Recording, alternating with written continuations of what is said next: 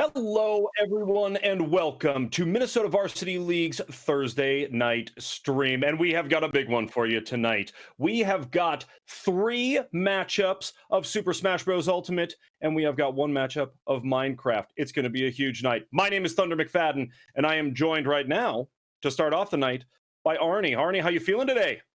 Oh man, I'm so disappointed that I couldn't make last stream. So I want to make up for it with this stream. I really want to be able to help the viewers enjoy this. And I'm Yes. excited. These are really good matchups coming up.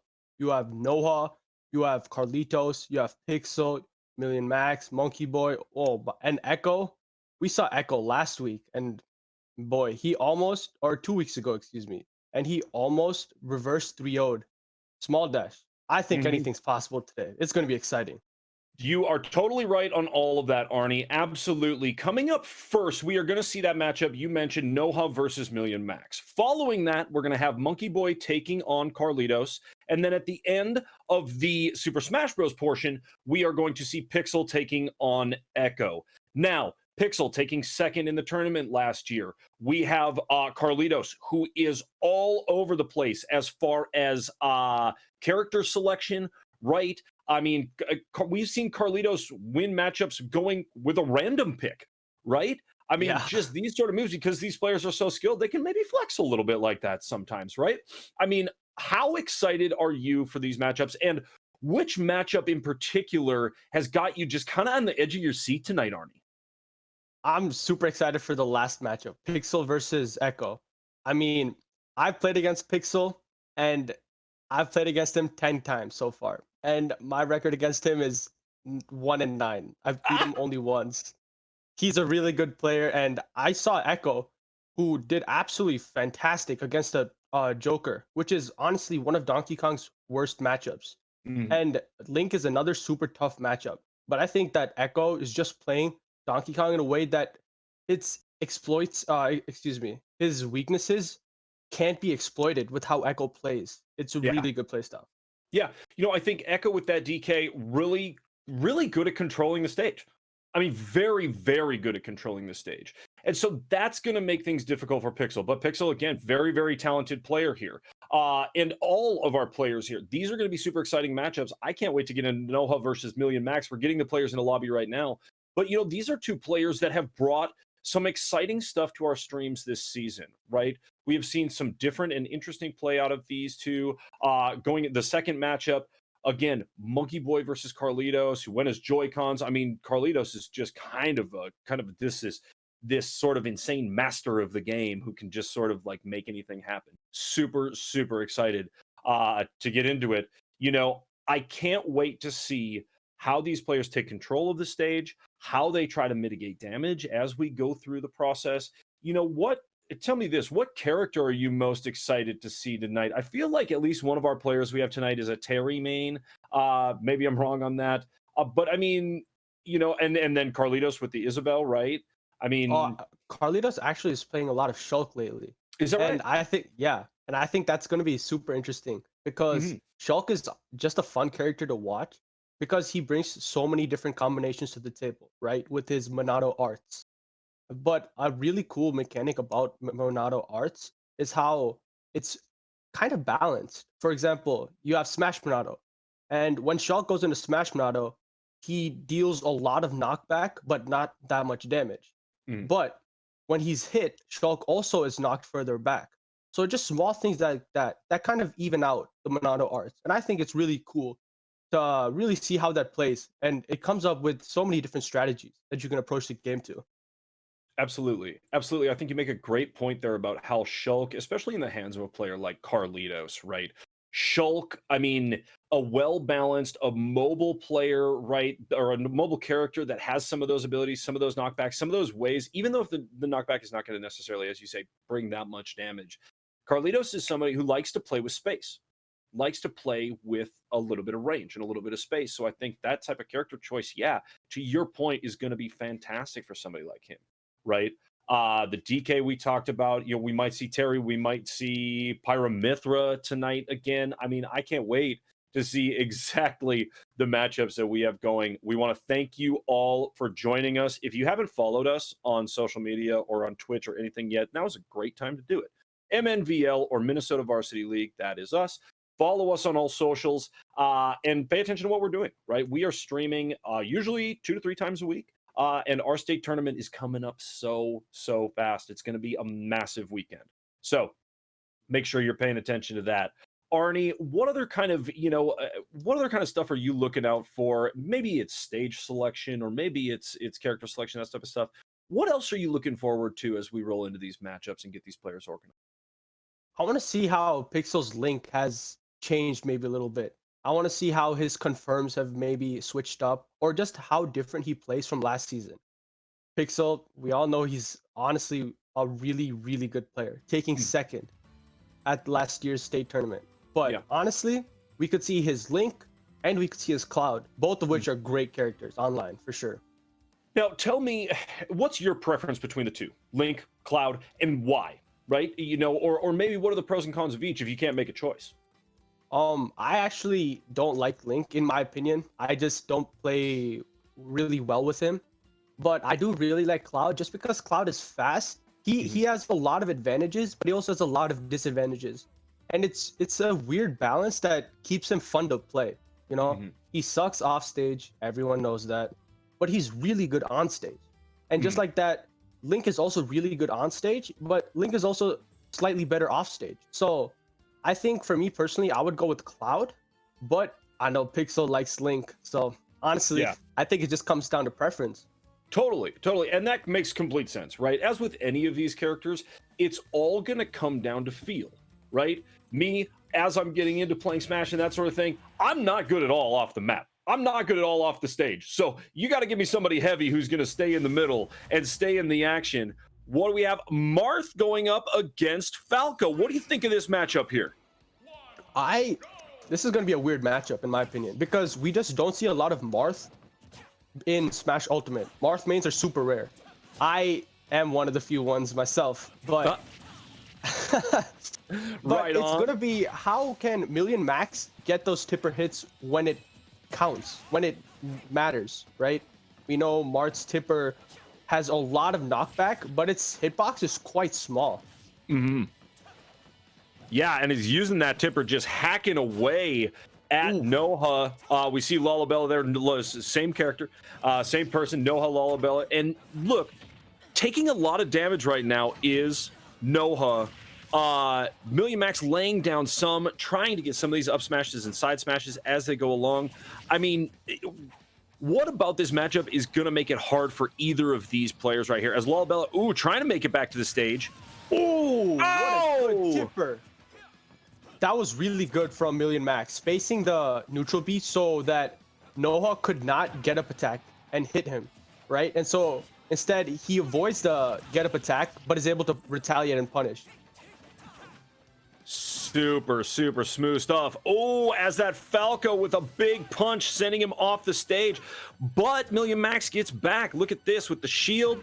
Lalabella with the shield. We're trying to get either of these players off of the stage as quickly as they possibly can as some of these side smashes come out. Million Max taking damage. But man, gets that stock. That stock was so huge for Million Max right there. And even though Million Max sitting at 153%, getting some grabs and some throws that are looking super nice and kind of controlling this stage right now, Arnie. Yeah, Noah's having to play to the sides and off stage much more than he really wants to. And that's a problem because Falco's offstage game is not that good. In fact, Marth is a really good edge guarder, but that was a really great read that Noah had of that Million Max was going to jump. And this game is going to come down to two factors. It's going to be how can Noah hit those kill confirms as Falco, and it's going to come down to how can Million Max hit the tippers. Because Marth has a problem killing if you can't hit the tipper. And that's really going to be the two talking points. Just like that, the tipper's huge.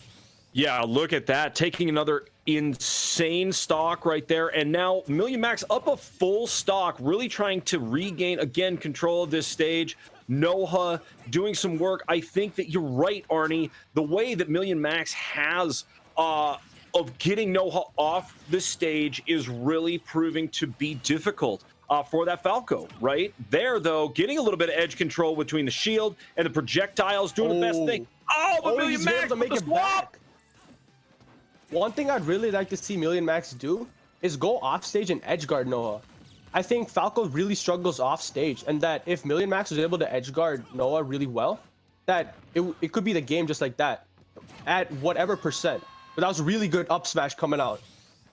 There we are, and now one stock apiece. Look, all of a sudden, this is much closer than it was a few moments ago. As Million Max taking some damage, trying whatever he can to get Noah in a precarious place. But Noah with these hops is just kind of just dancing, just making things happen around Noah, and then dropping damage.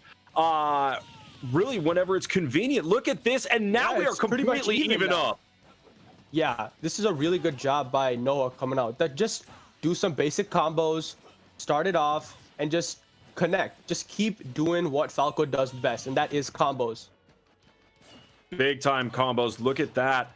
Oh, the connect though from Million Max getting some space, and there it is.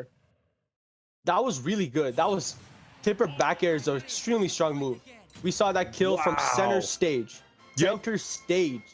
And I want to say that Falco was only sitting at about 80 or 90%. Yeah, 95. Yeah, look at this. Wow, huge for Million Max to get back onto that point in the stage and to react to this right here. Yep. And he goes for the back air. 117. Wow. Unbelievable. That was really good. Fantastic stuff. I mean, I really thought that the tables had kind of turned in that matchup. You know, it really seemed like Million Max was maybe losing a little control and losing a little bit of that rhythm that he had developed in the early stages of that round. But man, great round win for Million Max. Yeah, it was a really good first game. But I think Million Max, I think he should grab more. I think that both players actually should be grabbing more. And we saw that a lot of times they weren't shielding, right? And so it was a very back and forth game. One person would get hit, another person would get hit again, and it kept going back and forth like that. But I think if both players took a moment to just breathe and shield and just take a little pace off the game, that it would not only clear their head, but actually they'd be able to punish more and be able to see the plays that their opponents are doing and react better. Yeah. You know, sometimes the most effective and the most aggressive attacks on offense they do come just from that patience, from that learning your opponent, taking a deep breath and realizing, you know what, some of these just like your basic fundamental stuff, the grabs, like you're saying, okay, some of those things can play a much larger role in some of these matchups, right? But whether it's maybe it's being on stream, whether it is the matchup, whether it is there's a lot of factors that come into it for these players that they may be getting a little more aggressive than they want to be, right? And going back to some of those key just kind of fundamentals, like you said, sometimes it'll be the difference maker. Yep, we see no character switch coming out from both players, and I think that Noah in particular should go for more grabs. Falco's grab game and combos off of grabs are insane. Back to Battlefield though. No stage change either. No stage change, which is nice, obviously, right? We're gonna keep things totally even. As these players get into it, Lullabelle coming up with a big kick there. Million Max really hacking away. There's those shields. Tell us about that combo you just saw. Yeah, it was, oh my goodness. I gotta tell you about that parry I just saw. That was the tipper of Mart's neutral beat, and that was almost fully charged, and it would have broken shield. Lullabella's shield, just like that. Commentator's curse, man. Yep, there it is, and that right there, the prep breaks the shield. What a massive break on the shield, and the stun like that. All of a sudden, Noah just sitting there, an absolute sitting duck, or whatever type of bird Falco is, I would have to look, but absolutely sitting, and there, Million Max takes advantage, charges up, and boom, gets the stock. Oh, I think Noah should have tried to go for that edge guard right there. Right, Million Max was drifting a little weirdly, and I think it would have been a great point to definitely get that edge guard. But that edge guard, oh, there's a big stock. That was a really big forward smash coming off from Noah. Now that edge guarding that you're talking about, is that ultimately going to entail getting off of the stage a little bit? I mean, maybe that at the end of the day is what is a little, maybe a little freaky for these players, right? Maybe not wanting to jump off the stage and try to really spike somebody or that type of thing. Yeah, I think these players, instead of going for the edge guard, they're going for the ledge trap, right? Instead of losing that stage control, they want to keep it. As my dogs get just as hype as we are about the matchup. These two going at it. We're even up on percentages here. We're even up on stock. Look at all of this. At Million Max. Oh, what is that coming up? Is that a big up smash or side smash? That was a huge back air. Just a tipper back air. Wow. One thing both these players have habits of is that Million Max tends to jump from ledge and that Noah tends to roll behind. And both these players, ooh, really good side B coming out. But both these players should try and punish each other's habits like that. Yeah, absolutely. You know, and that's something as these games go along, definitely these players will be learning each other, learning each other's habits and styles and that type of thing. And sometimes that plays as much of a role as your in-game reactions, just parries, shields, that type of thing, right? Yeah, absolutely. 100% as Million Max is trying to regain control of this stage. A shield, big shields from both. Oh, man. Ooh, almost a lot of whiffs. Yeah, tries to go after breaking that shield. Not going to get it. Wow.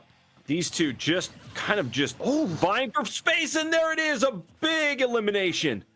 Million Max is trying to land on the platforms, but Noah's positioning himself very well to be under the platform and just react to his landing with an up smash. It's just really good punishing coming off from Noah.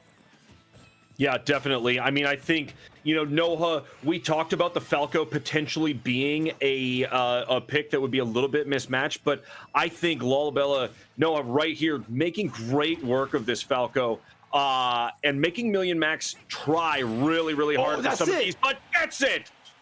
Wow. Huge stock. Mart's side B is a 4-hit combo, right? Dancing Blade. And it's so strong that it kills at 50% if you hit the tipper. Yeah. But at such a high percent as Noah already was, just even the sour spot would have killed. Man. Yeah, this right here, all of the reactions right there from Million Max.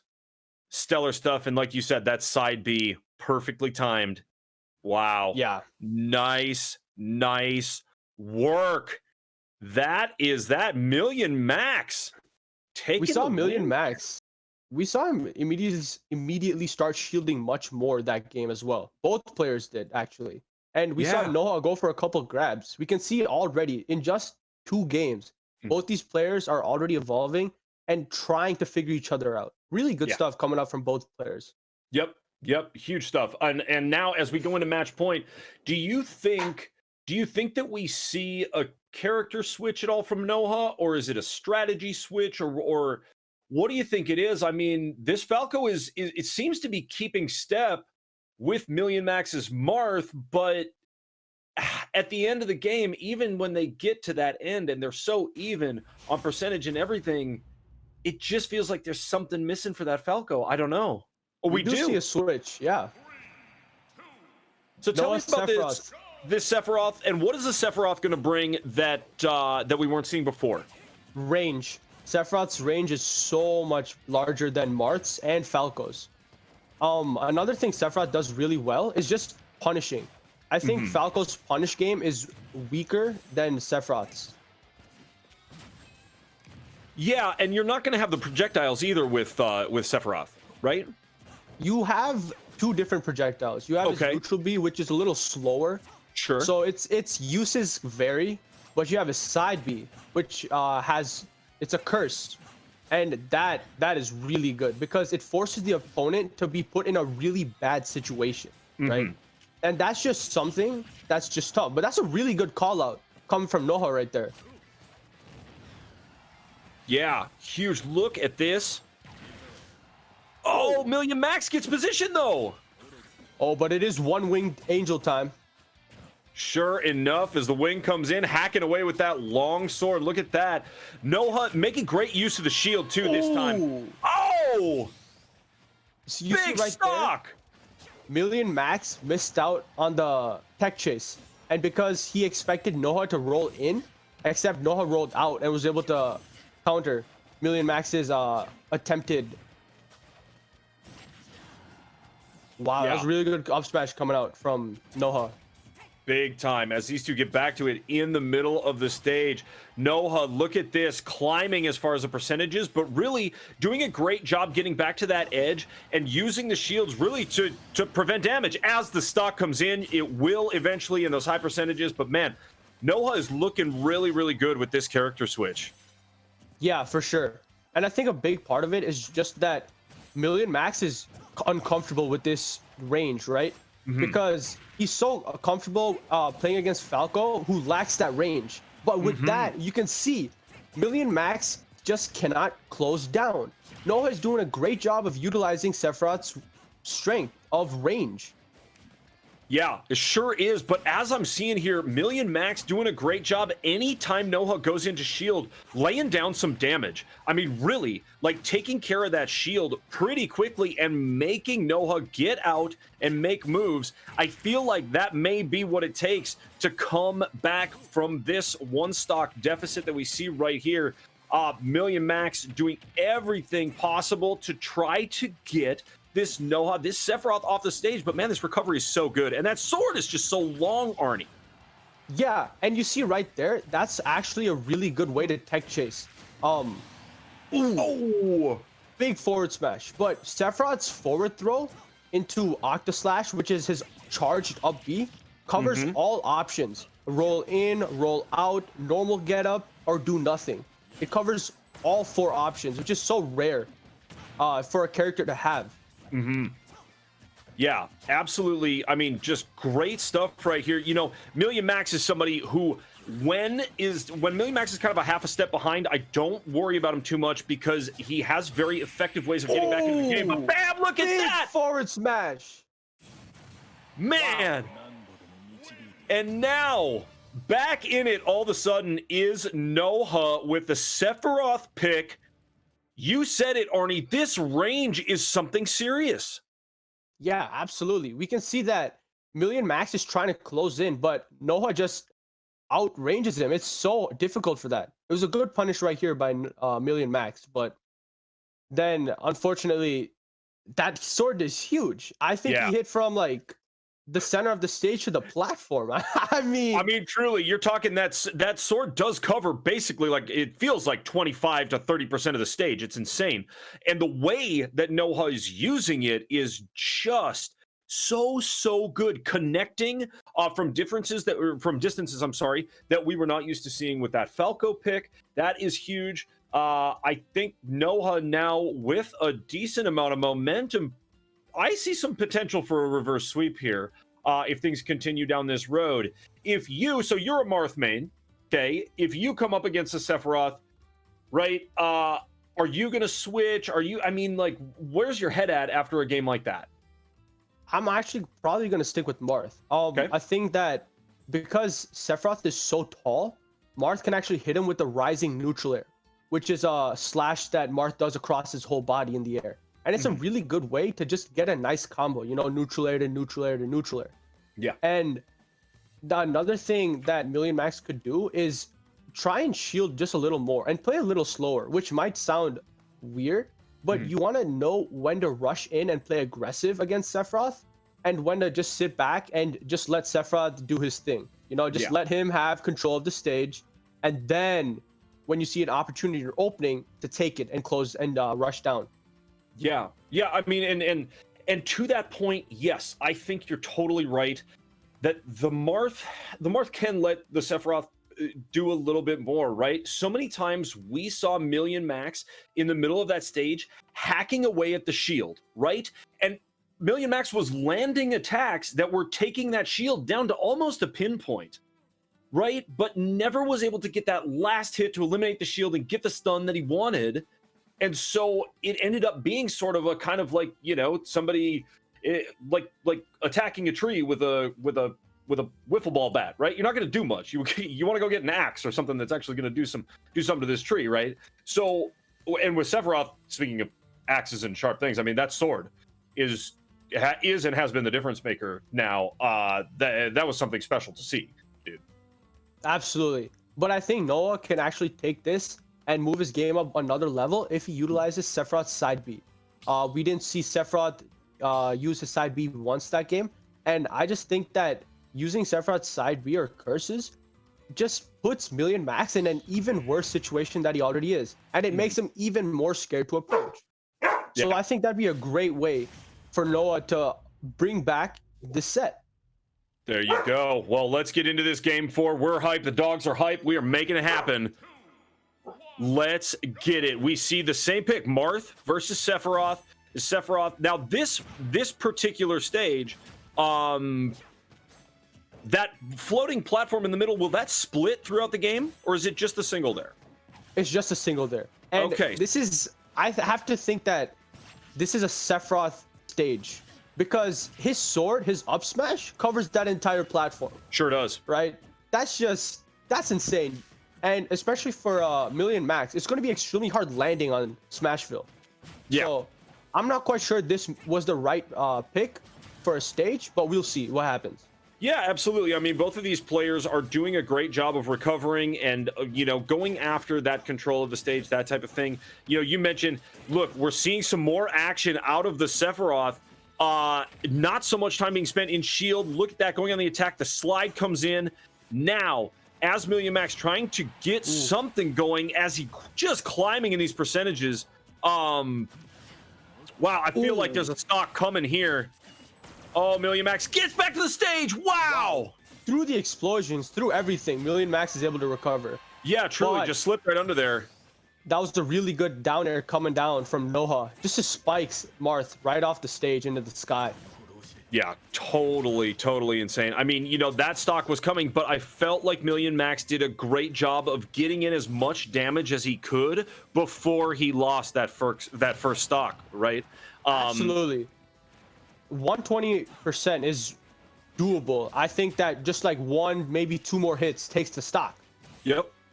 Yep, and Million Max, we've seen with some of his combos, he can lay down, I mean, 60%. And look, getting back to a point where this game is totally even up is not ultimately going to be that difficult for Million Max if Million Max is landing these combos. Max really spending a lot of time just trying to get back to the stage and make things happen right now. Lalabella, but Lalabella goes. Was that a grab? Yeah, and I think a really good thing that Noah's doing right now is just keeping his stock. And we see that, oh my goodness, we see the one-winged angel come into play here. Because Sephiroth has that one wing, all of his attacks have super armor, meaning that even if he gets hit during them, his attack will connect, which is unfortunate. We see Noah just forgot to charge the up B, but still has a full stock lead. Yep, absolutely. That full stock lead, and it's a commanding full stock lead right now. We have seen an absolutely just like almost a different Noah in that switch to the Sephiroth.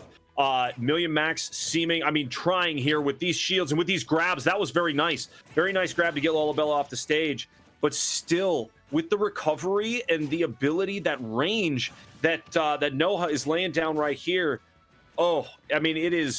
It's making it real difficult for Million Max. But that's a couple of nice connects. Yeah, it's some good grabs coming out from Million Max right now. Keeping Noah off stage, positioning himself accordingly, and then just trying to get back into this game, just slowly but surely. Yeah, absolutely. You see it. Million Max. But it's not gonna happen as Noah takes the game.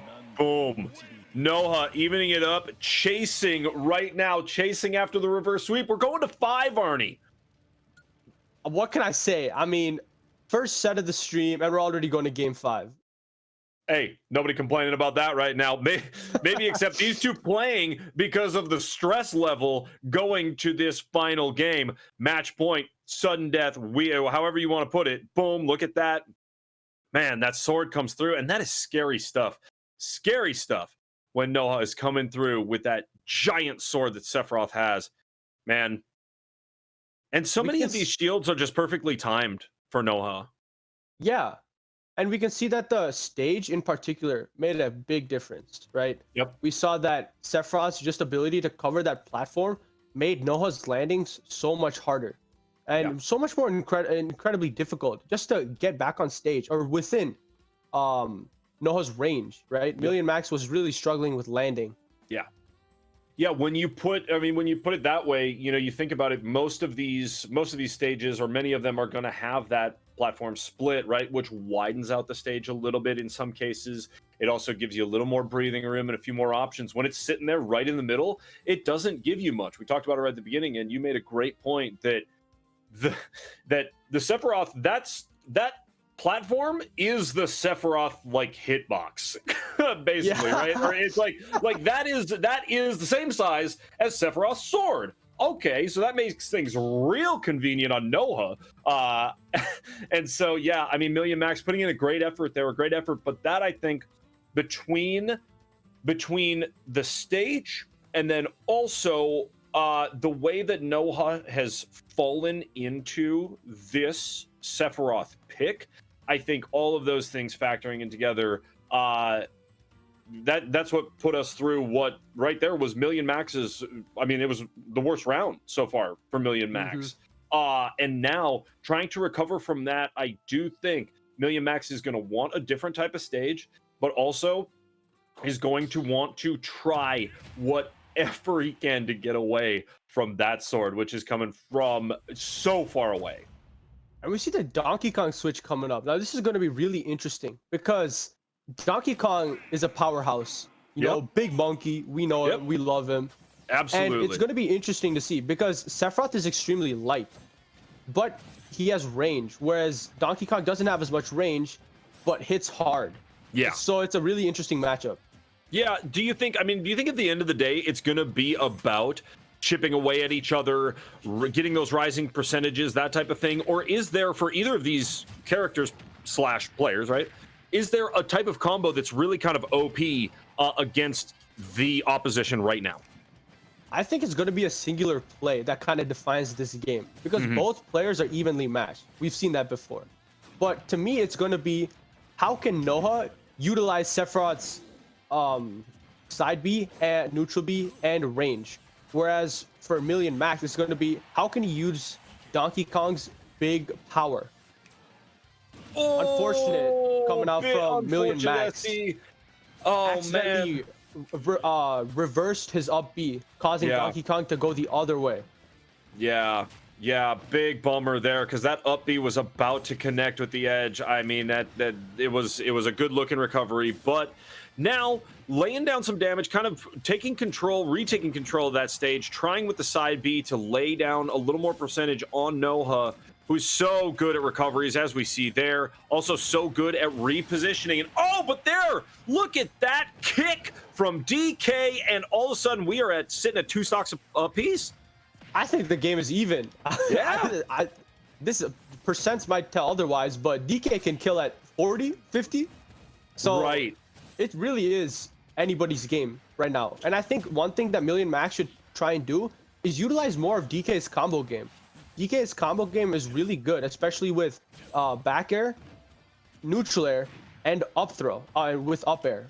And I think that's going to be huge, being able to just combo like that. Yeah, absolutely. Look at that. Ooh, nice. I saw just a touch of an up B before he grabbed the edge. Oh, but it goes off. And now Noha, what a massive, what an essential stock to get right there, because Million Max in a position he does not want to be in going up against this Sephiroth. Yeah, we can see Million Max keeps trying to go for the side B, which buries, and then goes for the big punch, which kills. Just as I was about to point out what would happen. And I think now that the game is back to even percents, that's really good. Noah doesn't have a jump, but Million Max could not take advantage of that. Yeah, it's anybody's game right here, Arnie. It really is. As these two fight for control of the stage, that DK running back and forth, trying for a grab Super here, armor. maybe. No! Oh! That was a battle Wow! of super armor right there. I have not seen that in a while. Wow. Oh man, explain that to me, Arnie. That is so huge. Million Max preventing the reverse sweep. Lay this all down for me, Arnie, because this was so intense right here. All right, so we see Sephiroth's attack come out, right? His forward smash, but DK's side B has super armor right there, and so he just eats that. He eats Oof. the attack up, gets the berry, and lands the punch. Very Wow. just quick, very quick and good recognition coming out from Million Max. That right there. Look at this is just so impressive, so patient. Million Max getting back right here and says, "Oh yeah, that's that." Wow. Wow, with that super armor. I mean, what and that matchup, GG's to both of those players because that matchup, what a way to start off our Thursday night, Arnie. I mean, seriously, what a matchup because we saw multiple character switches that were not just like random character switches. They completely each character switch changed the tide of the game. Absolutely. After each character switch, we saw that the person who switched won. We saw that they had a strategy in their mind and it ended up working. And so we see both players have a good mindset and they can go far with MNVL. They have exactly what it takes to become a great player. Yep. Yep, absolutely. And we talk about it in every single one of our esports here at MNVL. We talk about it all the time. How teams or how individuals adapt to what the other team is doing over the course of a game, but over the course of a series. We are doing series in almost all of these esports, and it just the way that the action and the way the momentum can change is so exciting to watch. Again, I gotta say big GGs to both of these players because they both played their hearts out. Massive. Million Max taking the win over Noha. It did not look like it was going to be that way for a while, but huge win.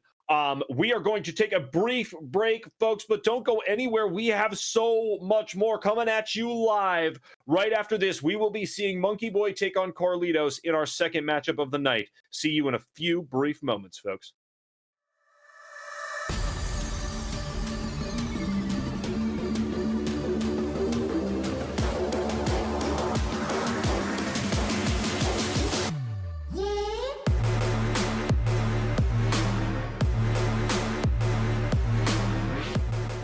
Final stock, trying to desperately get back on the stage and make something happen with this duck hunt. Playing a little bit better than last time, but honestly, MRAM just seeming so comfortable using the Isabel in a way that is not typical, right? Being super aggressive. Oh there my it is, goodness. the final stock. Oh, just bullying Captain Ender off the stage. Right off the stage. I did not think he was gonna go for that. Wow. Absolutely insane. MRAM's a crazy player, man. The move is, Arnie. What do you think the move is for Captain Ender here with one stock left and already 50%? I think Captain Ender actually might want to slow down his gameplay just a little bit. I think MRAM's playing a super aggressive Isabel, but he's also, I think Captain Ender should try forcing MRAM into a bit of a campy game style.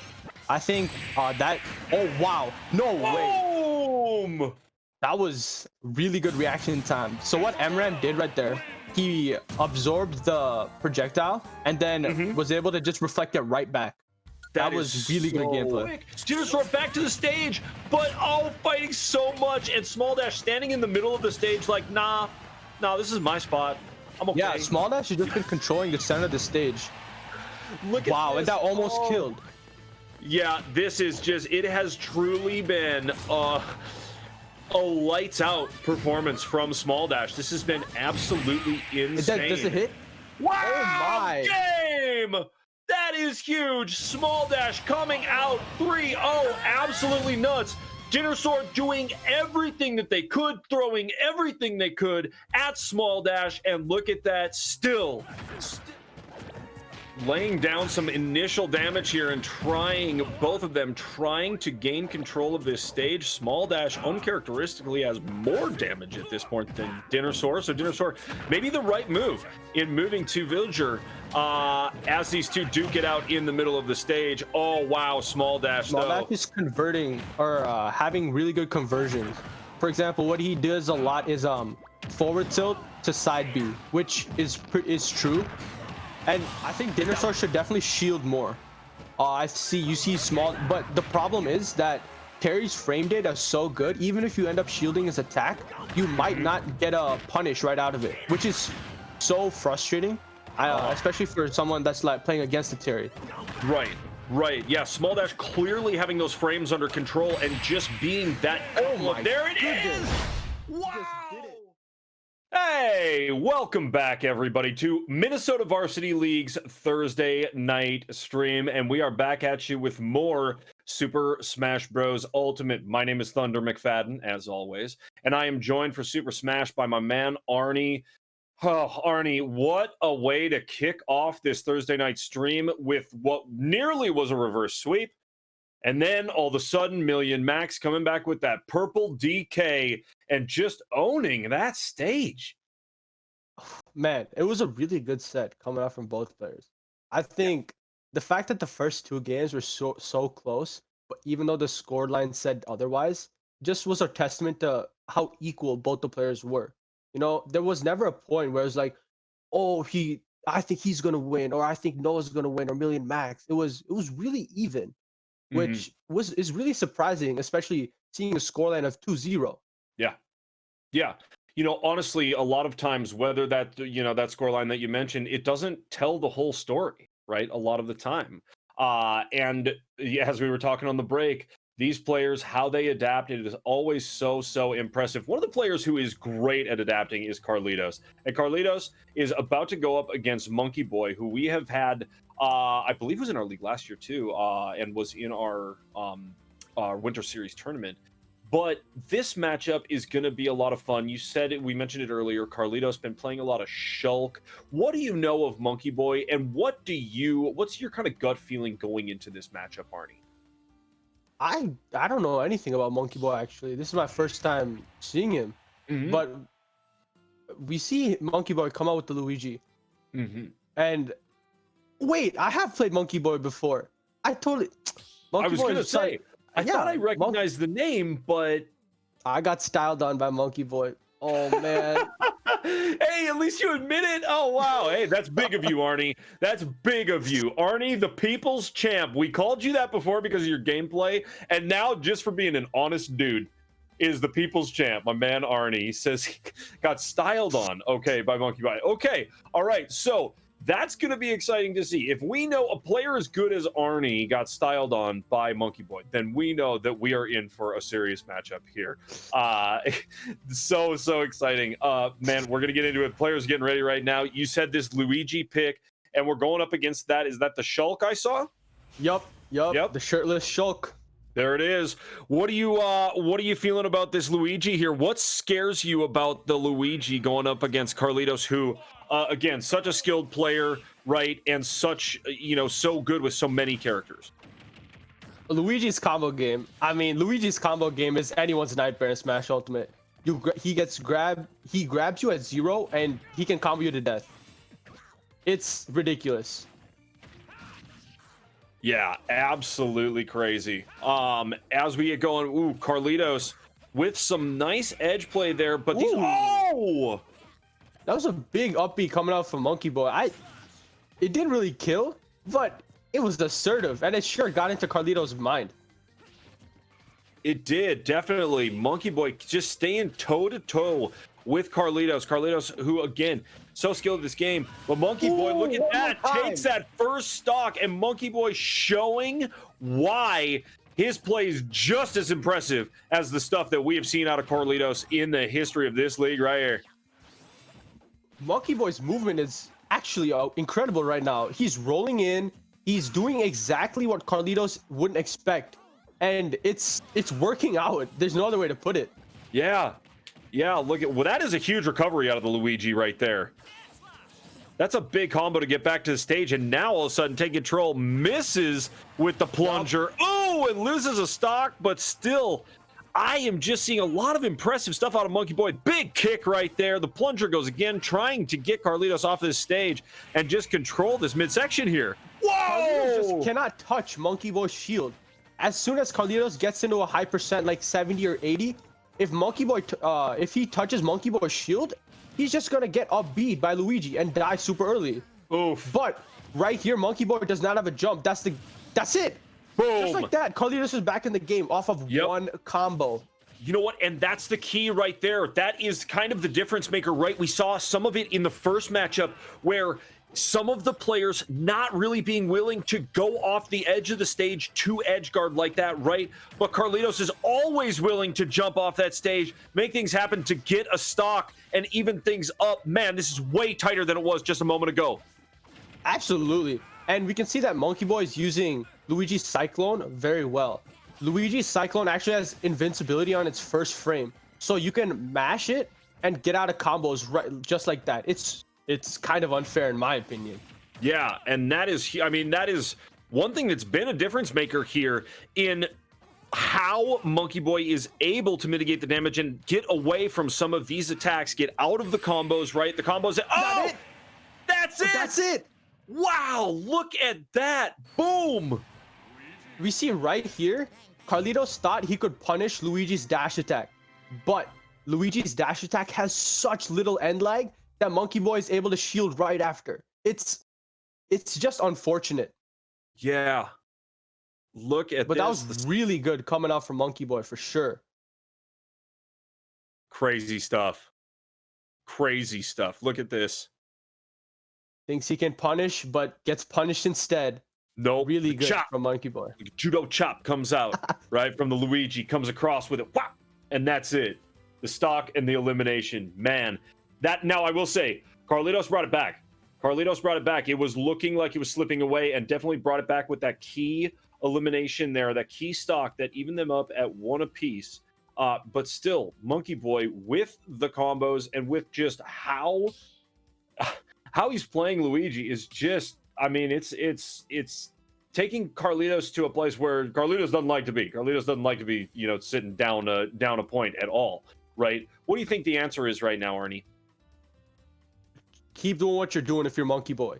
You know, you're doing a really good job of keeping Carlitos at bay using Luigi's Fireball, Plunger, and his dash attack. But I think if you're Carlitos, what you got to do is space better, right? You saw the first two stocks were taken because he poorly spaced his forward air and was punished by Luigi's up B, which killed him at like 80% both times. Right. But one thing that Carlitos did really well was edge guard. And I think that Carlitos, in order to edge guard better, shouldn't commit right away. For example, we saw a couple times before Monkey Boy even jumped or did anything off stage, Carlitos was already off stage. Right. Carlitos should instead wait for a moment, see the recovery path that Monkey Boy is going to take, and once he sees that path, then jump accordingly and space himself better. It'll be easier to get the edge guards that way. I think you're right. You know, and we talked about it earlier in the broadcast too, just how much patience, simple patience, right? How much of a difference that can make. But what we didn't touch on is how hard that is. How hard is it, Arnie? And you tell me, I'm going to be honest, when I'm playing my main games, which are whether it's Call of Duty or Valorant or whatever, it's really hard to be patient. I don't know about you. Is it real hard to be patient when you're really going after it playing Smash? Yeah. I have to forcibly tell myself, wait for a minute. Stop right now. Yeah, it's so tough to do. Carlitos, though, is somebody who definitely, after going down one round, knows how to get out and get around some of this action as he's laying down some early percentages. This stage, an interesting choice. Arnie, what do you think about this stage? Yeah, FD, no plats. It's really going to be interesting how both players come at this. But this could, I honestly think it's beneficial for both. I think it has its pros and cons. That is unfortunate coming up from Carlitos. If you saw, he was in Smash Monado, which makes Shulk take even more knockback. And he ended up dying at 80%. Yeah, that stock goes so quick. That is not one that Carlitos wanted to lose quick. Now, what I will say is this. Look at this play. Oh, no, the SD. So what we saw Carlitos do right there was he's trying to reverse edgeguard Monkey Boy by having Shulk's up B go like that. We see it right there. That's what he was trying to go for. But instead, he just misspaced it a little bit. But really good edgeguard coming out. Yep, that is huge. That is very, very huge. for Carlitos after an unfortunate SD, getting back into it, connecting on that edge guard, like you said, Arnie. That is so big for him right now. And now controlling this stage, hacking away with that big sword, trying to make some connections and trying to drop some percentage here on Monkey Boy, who is, wow, Ooh. just seems to be playing with Carlitos 3 here. cycles in a row. And the fourth one will get the stock. Oh my! Woo! Tornado Alley, baby! You Get can't out of the way! Where are you trying to go? Carlitos had nowhere to go, and Monkey Boy just kept hitting him with the tornado. Jeez, look at that. What did I tell you? It just one after another, after another, after another. Wow. When do they start connecting? Right here. 1, number 2, number 3, number 4 takes it. Oh my. Wow. Monkey Boy just setting up. Like I said, Tornado Alley it is. Watch out. You do not want to be going through there when Monkey Boy is on the scene, because man, look at that. Every single one of them just connects. You just can't go there. He just says, "Hey, I'm gonna go ahead and I'm gonna cover all of this, right? From the stage, I'm gonna get those aerials going in that perfect direction, and even one of those cyclones just like barely caught him, right? It was like right on the edge of the hand, but he knows the box well enough to get it on him, man. Wow. Really impressive stuff out of Monkey Boy. And now Carlitos, it's match point, right? Carlitos is looking for a reverse sweep. I think he's capable of it, but coming up against this Luigi, those are some plungers that are just scary right now. Yep, absolutely. I think Carlitos needs to go to a stage with a very high ceiling right now. Yeah. As we can see, a lot of Monkey Boy's kills have come from the top. They've hit the top blast zone. So you don't want to go to a stage like Yoshi's Island with a super small ceiling, but you want to go to a big stage. I think Town and City would be a great choice for Carlitos right now. It just gives him much more room to work with. So you're thinking not a character switch at this point. You're thinking more it has to do with the map and just ultimately kind of the execution on it? Yep. Okay. I think that's it. I don't think it's a character, because I think this is an even matchup. Because both characters have their strengths and both of them can actually exploit each other's weaknesses. Yeah, just so far, exploiting those weaknesses has been what seems like it seems like it's Monkey Boy's just job, right? And he's very effective at doing it. And so far in this matchup, we've seen a lot of different ways that Monkey Boy will take control of the match, of the stage, of everything, right? Whether it be setting up tornado after nado after nado, or you move on to some of the stuff that we saw earlier, right? Some of those plungers were just landing, and some of those, it was just landing combos and moves in places that Carlitos wasn't able to respond. Yeah, and I think a big part of the game is Luigi's frame data is actually really good, right? Shulk's aerials are slow. In fact, his fastest aerial is Nair, which is frame 15. All right, that's incredibly slow. Whereas Luigi can do 2 forward airs in a short hop, 2 of them, right? So it just comes to a matter of fact that while Shulk does have range, Luigi just has better frame data and can react faster. Yeah. Right. So it doesn't matter how much range you have if you can't react in time, or just throw your move out. Right. I think it's a perfect way to put it, right? If you are dealing with an opponent playing the character of Luigi, who is so fast, so quick, as you said, right? A lot of times we go back to talking about that patient play, right? Watching to see when Luigi is going to use a couple of moves so that you can catch him in a later frame with one of yours, right? Or whether that is just letting him take a couple of frames, trying to find what sort of rhythm that Luigi is using to land some of these things, and then going ahead and countering that. But man, that is so much easier said than done, Arnie, right? I mean, it just is. Like, at the end of the day, this is a difficult matchup. It's a very even matchup, but that Luigi is going to be tough to conquer. I think there are 3 talking points here that Carlitos can use to make this 3-0 comeback. The first one is utilizing Buster more. Shulk's Monado Buster art is really good because it deals a lot of damage, but Shulk can obviously take more damage. But moving on to the next point is patience. We can see that that Luigi is gonna mash Cyclone out of disadvantage. We know that anytime Luigi is feeling threatened of a combo, he's gonna hit down B. Mhm, So wait for the Cyclone and then punish it using Buster.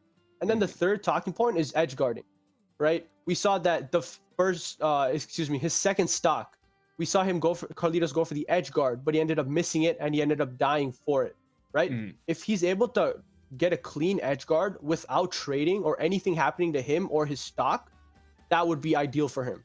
Yeah. And that's gonna obviously play into patience. Totally does. Totally does. Now, explain to me and to the audience too, the people who maybe don't play as much Smash, the difference between edge guarding and ledge trapping. Am I using those terms right? Yup. Okay. So So explain the difference to the viewers. edge guarding is like you're going off the stage. You're jumping off the ledge, or excuse me, you're jumping off the edge, and you're going off stage trying to prevent someone from coming back on stage.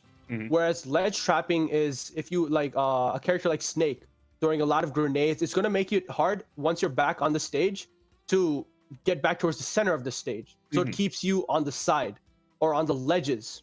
Sure. That's why it's called ledge trapping. Right, because you're sending in whether that is projectiles, bombs, explosives. I mean, a lot of those type of things are the things that you're going to see used, so that it makes it difficult for your opponent to get back up onto the stage. That's why they call it ledge trapping, because you're trapped there on the ledge. Right? Mm-hmm. Yep. Fantastic. Great.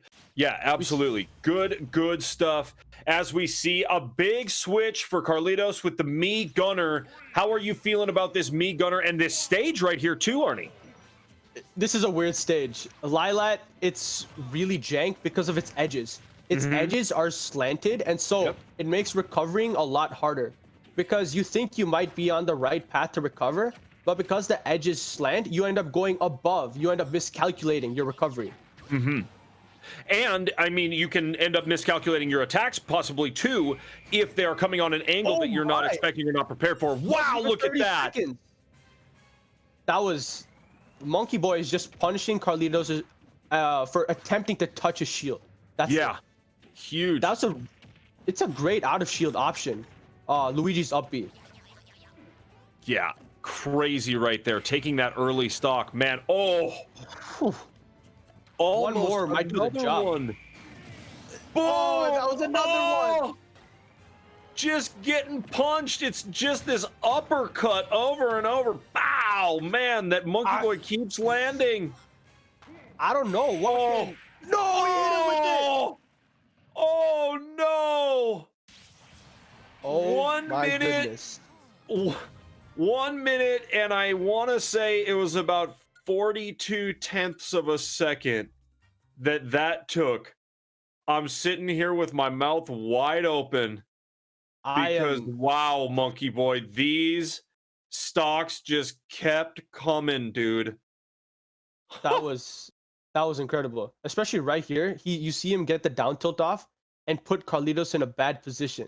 So that way he has to recover in this weird angle, which Yeah. lets him hit him with the down tilt. Excuse me, the down taunt, which Uh-huh. spikes. Yep. Trust me, I've been there. I've been hit by it. It sucks. It's no way Yeah. around it. Yeah, look at this. I mean, just two stocks within 10 seconds, and that boot, it's that boot from Luigi right there. That boot, just kicks his boot out and says, nah, boop, I'm going to send you down that way and take that win. Monkey Boy on the 3-0. Man, GG's to both of these players. Great stuff for our second matchup. But wow, Monkey Boy with a commanding win. That was really, really something special. I mean, it was really, really something special. We know Carlitos is a really good player. And Mhm. Monkey Boy to just come out here that commandingly just Yeah. shows how much he's improved since last season. I Yeah. was looking at Monkey Boy playing and I was like, wow, this doesn't look anything like the same Luigi I played against. Right. He's become a completely different player. Totally. I mean, and so effective on all parts of the stage with all the different mechanics and moves too that we saw. I mean, we saw stocks taken from those repeated cyclones or for some of these side Bs and some of these things that just connected perfectly. Wow. Wow. Big ups to Monkey Boy on some just mad skill. All right. That's what I have to say. Mad, mad skill. Absolutely insane. Really impressive stuff. Folks, we are going to take another brief break, but do not go anywhere. Just refill your glass of water or whatever you need to do, because we are coming back to you with our final Super Smash Bros. Ultimate matchup of the night. That is going to be featuring Pixel going up against Echo. These are two powerhouse players. I mean, we have seen many powerhouse players tonight. This one right here, gonna be nothing short of an amazing matchup. And then after that, we're not going anywhere. We have Minecraft for you in a little bit too. So, folks, hang tight. We will be back in just a few moments.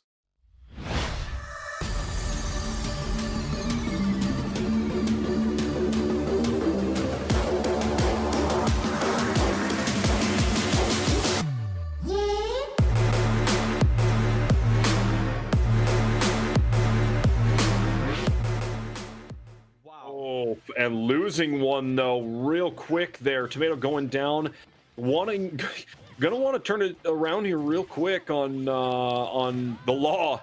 Oh no! Whoa, what happened there, Arnie? Man, so Tomato, he went for a side B, and unfortunately, side B has so much end lag that he couldn't use any other moves, and so he just slowly fell down into the blast zone. Oh, Up smash! Oh my goodness! Oh my gosh! Wow! Whoa! Punishable by law, coming out and punishing. Wow, that was just 3 stocks. Yeah, this is getting super tight. 1 stock apiece. Carlitos in that low percentage, I feel like he can last all day. You know, I mean, he's got a full 100% to last at this point, and his recovery is so good. But I think Magma Block might kill at this point, and the Diamond Sword. So it's going to be very interesting. Oh, does he recover? Jalapeno does. Yeah, he does. Oh, wow. Oh my gosh. Oh. Wow. That Look was... at that. Whew. Man, that is some DLC. What? I think Tomato has to shield more. Tomato has to... I know Pit has 4 jumps, but you don't have to use all of them. I think sometimes Tomato's playing a lot in the air right now, and especially with not the up smash. And now with those 4 jumps, when you run out of them, is that kind of the comment you made earlier, where you're kind of a bit of a sitting duck when you've used them? Yeah. So most characters only have a double jump, right? 2 jumps, but there's some characters like Banjo or Pit or Jigglypuff that have multiple jumps. Right. And so that really helps with the mobility. But at the same time, you can't make your landing predictable. And just as I say that, punishable by law predicts Tomato's landings. Wow. Yeah, I mean, as you said... So Jalapeno thought Carlitos was going to jump, and that's why he used the Wonder Wing higher, so it would have caught that jump. And it was actually a good decision, because Jigglypuff does like to jump, you know. Absolutely. Oh. Look at this. Carlitos already at 100%, but laying down some damage on Jalapeno, ranging out here, trying to take control of the stage. And is that it? It is. Jalapeno takes the matchup. Wow. Oh, what a win. What a tight matchup today, Arnie. Absolutely insane. Is totally comfortable turning this around. Nice recovery there. That was really nice by Jalapeno. Going high that time instead of going low. See, he's mixing it up. So Carlitos is having to guess. Is he going to go high? Is he going to go low? And there's a lot of mind games going on here. It's super difficult. That's a big side smash. That is huge right now. Jalapeno over. Oh, and there it is. Wow. The elimination. That's the game. Carlitos going to even it up 1-1. Oh. So, there's a lot that happened in just a few seconds. And it's actually really interesting. So Carlitos keeps going close to the ledge. He keeps going close to the ledge to make Jalapeno think that it's going to be safe to get up attack. However, that's not the case. So he jumped there and then jumped again to fake it out, and then came right back with the neutral B. Hey, welcome back everyone to Minnesota Varsity League's Thursday night stream. My name is Thunder McFadden, and I am joined by Arnie. Arnie, we have seen so far 2 matchups of Super Smash. Really exciting stuff, and now we are going into our 3rd matchup of the night. That is going to be Pixel taking on Echo.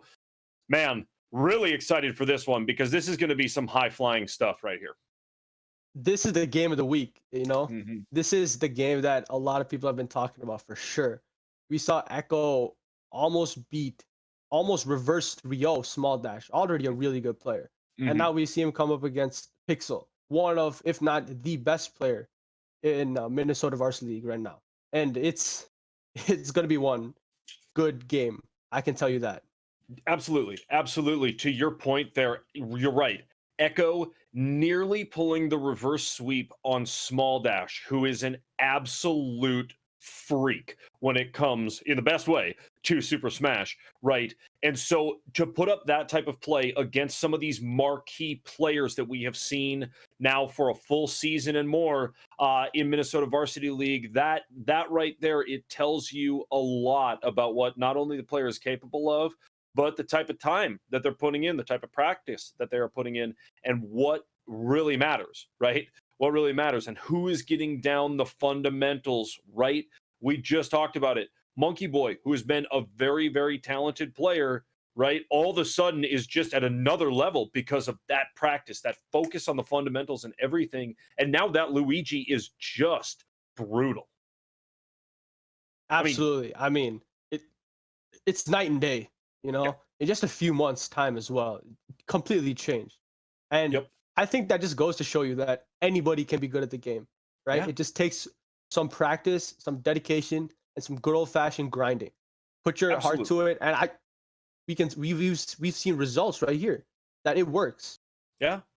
Yeah, you are absolutely correct, my man. And listen, and that is the same in any of our esports that we offer at Minnesota Varsity League. We have seen, I mean, from the Cinderella story of Farmington and Rocket League last year to I mean, any of these, like, I mean, some really, really impressive performances in the Winter Series tournament, right?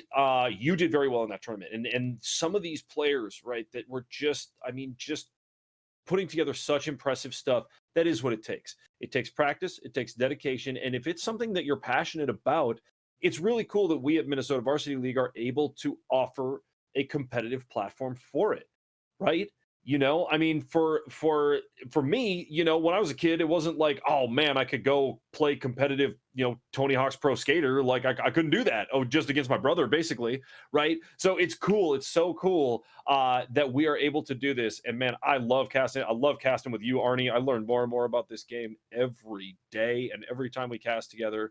And so now going into this Pixel Echo matchup, what do you know about the characters that they typically pick? What do you know about their style of play? Are they rangy? Are they heavy character? Kind of, do they lean towards those? What's your feeling as we head into this final matchup of Smash tonight?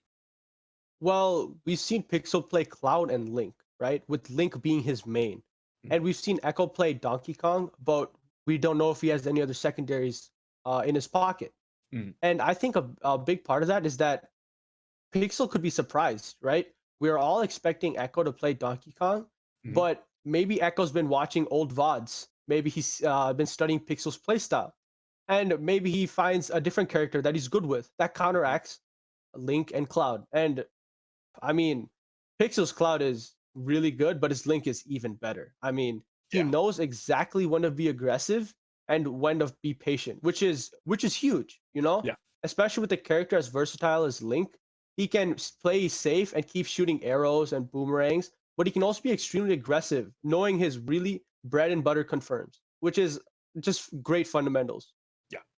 Yep, absolutely. That is really at the end of the day, that's what it comes down to, right? You know, Getting together the best combos means that you have to have all of your smashes, all of your side up Bs, right? Your neutral moves, every single one has to be down and has to be dialed.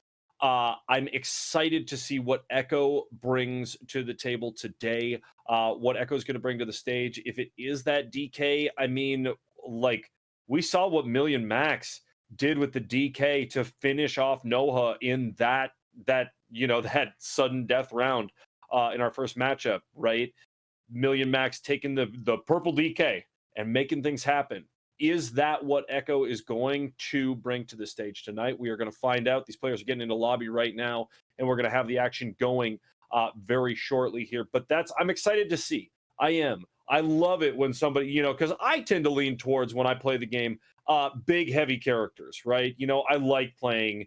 I like playing DK. I like playing Bowser. Some of those other ones, right? So they have their own special set of pros and cons, as we've talked about. They can't get off the stage too much, but DK with that isn't it the up B, right? That's that the whirlwind or that getting back to the stage? Or is that Yeah, DK's yeah. up B is a whirlwind. Yeah, And yeah, yeah. when you use it on stage, it's a grounded version when he's Mhm. not in the air trying to recover. It Yep. actually has super armor to it too, just like his side B. Yeah. And it's incredibly strong and kills at I think 100%, maybe earlier depending on character's weight. But it's a really good move, and I think that Echo could definitely utilize it really well. Totally. Now, for the viewers, explain super armor and how it has an effect on the abilities and the way they're used on the stage. Absolutely. Super armor is almost like a cheat code, most heavies have super armor to some degree. DK has super armor on 2 moves. So for a certain amount of active frames, when DK performs up B or side B, when with the super with the frames active, Mhm. he just eats up attacks and Okay. nothing happens to him. Mhm. And he still dishes out his attacks. When we know that commonly when you have 2 swords clash, you're gonna have both players get hit, Mhm. right? But in this case, if one sword has super armor, it takes the attack but still continues with its own. And that's why super armor is a really good mechanic. Mhm. Yeah. No, and I think we are going to see it come into play. We did see it come into play with Million Max, right? A couple of those moves, the super armor was what made the difference. And in a game like Smash, a fighting game like this, where so many of your shields, so many of your abilities, so many of your attacks are just colliding, right? There's so much collision over and over and over. That super armor can make that difference because it's 2 attacks coming at one another like this, but yours kind of just pushes through. Right? It's Yeah, that extra nudge to kind of get it over the edge and make it happen. We saw it. Million Max had a couple of just like nasty eliminations, and the percentages were not super high either, right? It came down yeah, to being heavy character, having that super armor, and connecting in the right place at the right time, right? absolutely. I mean, Million Max won the 3rd game based off DK's super armor. Mm, He took 2 stocks using DK's side B to bury the opponent into the ground, and mhm. then use DK's punch, big punch, right, to take the stock at a very early percent. And I think that DK super armor can just win games. It's Yeah, just that good. yeah. Now, it can win games, but if used properly, right? Now, if you're not landing those attacks, or if those attacks are coming through a frame or two too late and somebody knows, right, they're able to react and able to get around those type of things, especially with a heavy character, right? It can be problematic. It really can be. Because then all of a sudden, that advantage that you have with that super armor and those couple of abilities is just not there. Then all of a Mhm. sudden you're having to go to your sort of second set of abilities, or maybe call it your second instinct on the character, as far as what your move would be or what your reaction would be. It can throw somebody off completely. Absolutely. I mean, it's the trade-off with super armor is that the moves that usually have super armor have a lot of end lag, Mhm. right? DK's big spin, it's it's slow, and after he uses it, DK smiles, but he has a lot of end lag. He can't do Mhm. anything after that, Right. right? And same with the DK's side B. After he uses it, there's a pretty big window, especially a big enough window that a character like Link can take advantage of and Right. get a good combo or a good and go into advantage state just based off those few frames of end lag itself. Hmm. One Yeah. thing I about end lag is that um end lag is when after you use a move, it's the amount of frames that you can't act before using another move, right? So you can't just keep slashing a sword around. You can slash it once and then wait a little bit and then slash again. It's almost like a timer, a reset clock, basically.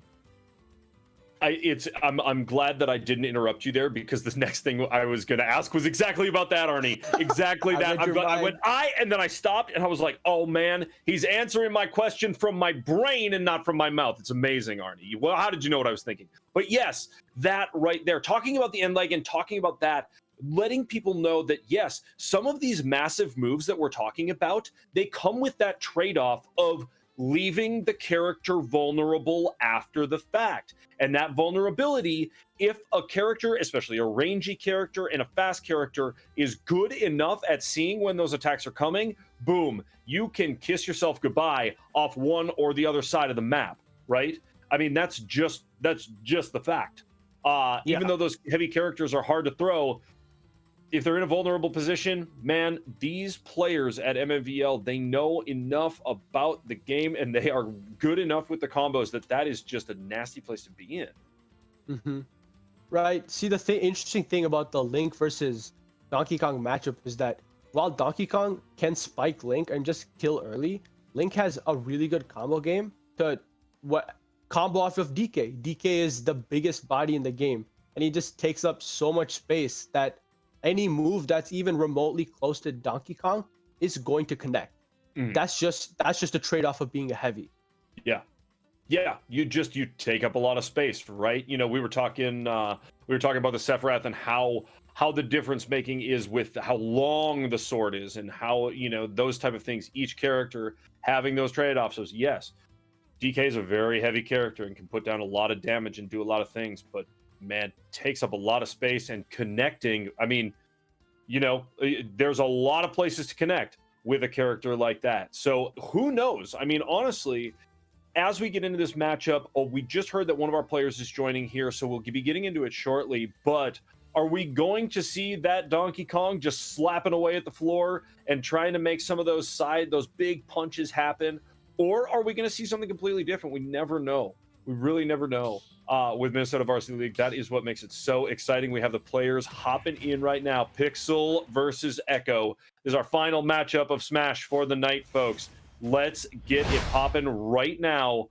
On the stage, we have Link and Donkey Kong. These are the mains. These are the ones that we expected to see. And right here on Pokemon Trainer, man, what a matchup, Arnie. I mean, yeah, PS2 is going to be a really interesting stage because it's just very balanced. DK can do up throw, up air, kills from a really low percent, and Link can just utilize the wide stage to his advantage. So it comes with an advantage for both players.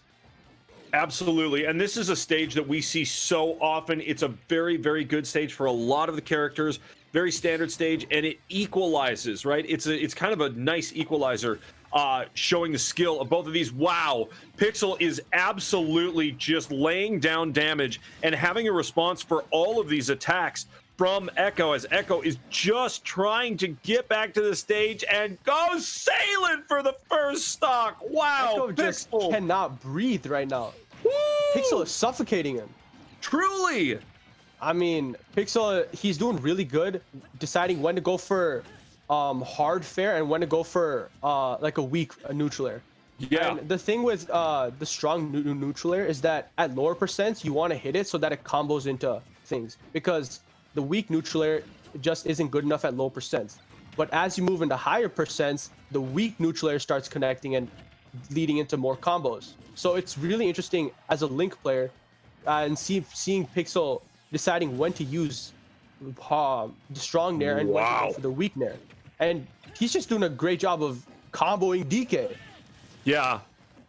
Yeah, I mean, and this right here, look, this much different from the DK matchup we saw earlier.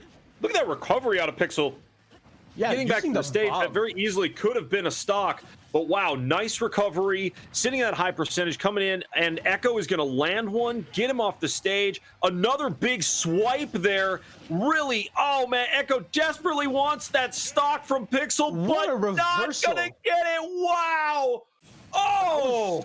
Wow. That was Pixel! a really good reversal coming from Pixel.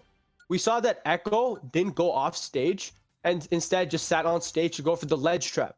But we can see that Pixel says, okay, and reverses his up B so that it sends Echo off stage, which is so smart because Echo wasn't expecting it.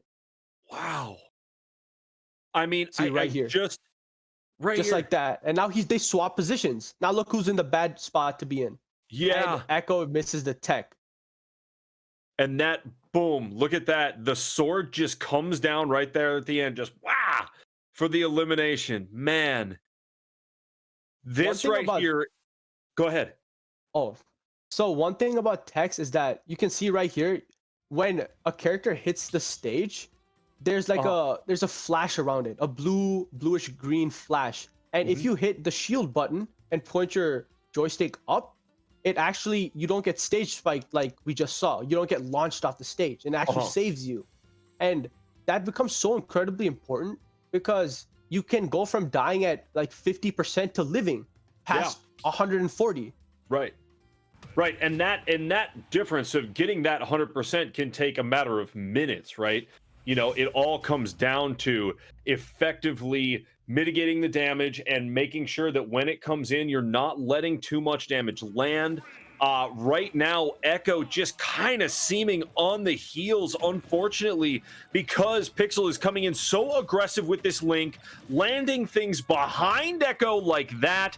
Look at them get going. Echo, oh, What the is projectiles are Oh my landing. goodness. That was an incredible 15 seconds right there from Pixel. Just Wow. suffocating and rushing down Echo in such a good way that he Yeah. wasn't just button mashing. He knew exactly what each move would lead to and what Mhm. to do in the right situation. It was just really good knowledge of the game coming out from Pixel.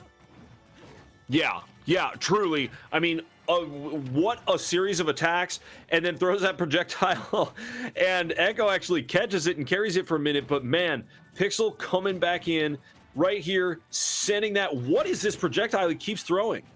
The bomb is actually a remote bomb. And so what happens is So this is something that only adult Link has. He can Mhm. remotely detonate the bomb. He can Wow. hold it in his hand. He can drop it. He can play around with it. He can hit it towards your opponent. And look how big that radius is when the bomb explodes. It takes up a massive amount of space. Yeah. So it's Oh, just big hard stock. recovering. Big stock coming out from Pixel. Huge. Wow. Pixel is so nasty with this link. Look at that. Trying for the edge guard and then the recovery, and is back into the middle of the stage even before Echo. Wow. This link is all over the place, Arnie.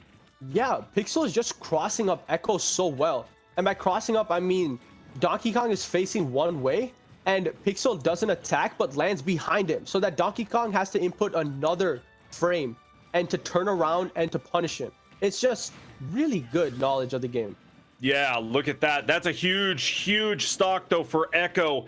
Evening things up at least a little bit now. Trying to get in and trying to get out of the way as Pixel is sending projectiles, sending that bomb. Look at that. The blast radius is going to come into effect here. That is huge.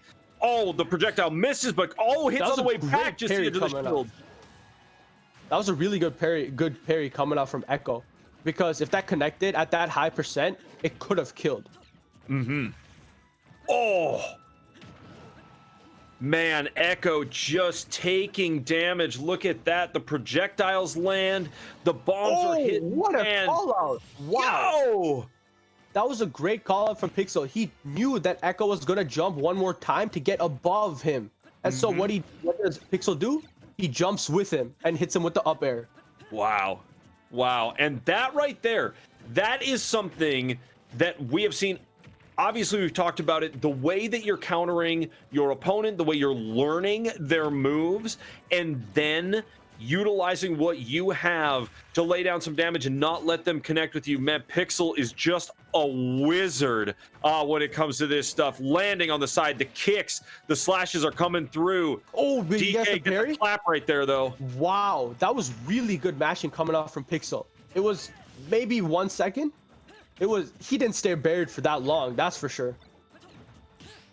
Yeah, absolutely. Look at this. Pixel coming in, trying. Oh, look at this. Ooh, he's able to recover. Ooh, that's a big. That Oh! Oh, Wham! what a catch There with it the forward air. goes. Link mean- with the dub. It's just good gameplay coming out from Pixel. Yeah. there's not much to say. This is, I mean, this is experience at work right here. I mean, you can tell just every move that is made out of this Pixel is with a purpose. Every move is coming so strong. The vast majority of them are connecting, and when that slash comes through, it is just that's the icing on the cake right there. Pixel, freaky It's just stuff. a it's just a hard matchup. Yeah, I mean, because Link is so fast and he's able to just do anything that Donkey Kong could do, Link can counter it, right? And I think that's the talking point here is that yeah, Donkey Kong does not have many things that can't be punished by Link, right? And it's maybe a character switch comes out, who knows? But I'm just not sure if Donkey Kong can really beat Link unless he gets more grabs. Grabs is definitely going to be a big thing of this game because as we saw 2 weeks ago, Echo was able to get a couple of cargo throws and take stocks fairly early percent. But this is a really good character switch coming off from Echo. Snake versus Link, even matchup. Maybe in Snake's favor, just a little bit. This is going to be a very uncomfortable matchup for both players actually. oh man, I am so excited to see this matchup because as I have never played Snake in this game, but man, I have played some Metal Gear Solid. Love I it. mean, Snake right here, he has so many projectiles that it just covers a lot of options right now, right? His Yeah. grenade comes out at frame 1. And the thing is, if you hit Snake while he's holding a grenade, it just breaks, it hits both of you, it explodes and hits both of the players. So he can get out of combos for free just Yeah. using the grenade. Well, and look at that, just going prone right there and avoiding the projectile. Oh, Ooh. but that bomb's gonna land. Oh, what a catch coming out from Pixel. Echo Oh had to go my. high right there because Is he that an didn't have a up B that jump. he connected? An up air, yeah. Oh, Link's up air and down air are incredibly strong. wow.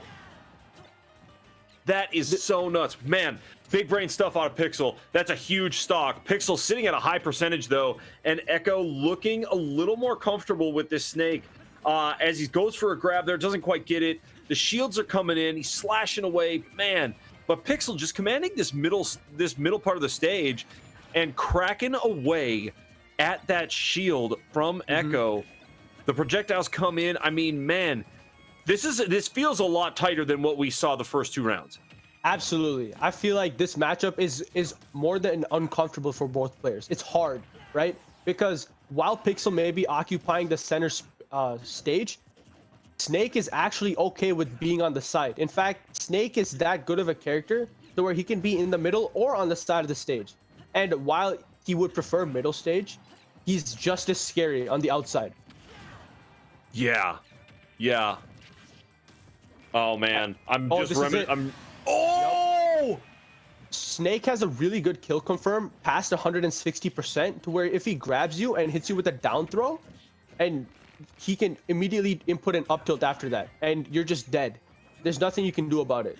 And that's that. That is a big stock for Echo to take right here. Still, maybe just a little behind as far as the percentages are showing, but man, I'm seeing a much more put together Echo in this round that I have. As some of these shields are coming in at essential moments, the kicks and the punches are landing. And man, all of this utility coming out of this Snake is real. The bomb gets thrown back. Ooh. Oh! Oh, is that it? Oh, Wow, it what a is! snipe. Man! This is Echo's last stock for the game. For the set, actually. Blasted. I think one thing that Echo should definitely try and do is go for more grabs. And honestly, just you try and utilize Snake's projectiles even more. Just like that. His C4, Snake can detonate his C4 just like Link can detonate his bomb. So it occupies this space that whenever Pixel goes there, he's going to be afraid to go near the C4. Like right there. Yup, he knew that. Oh, wow. Yeah, as they get into it, Echo doing what he can to try to get back after. Look at that, going prone. Trying to get in there and trying to get after Pixel. Gonna throw this bomb back at him maybe here. Absolutely. But- and Echo should definitely try and he wants to close the gap, but he can't. And oh, that was a really good neutral air coming out. He Sure can make enough. what an edge guard. Wow! That was wow. The So edge guard from Pixel is sick. absolutely. I mean, we saw that Pixel knew exactly where Snake had to recover. Echo did not have a jump. So that means the only way that Echo could have recovered is if he went up high. And he had to go up high so he could air dodge in towards the stage.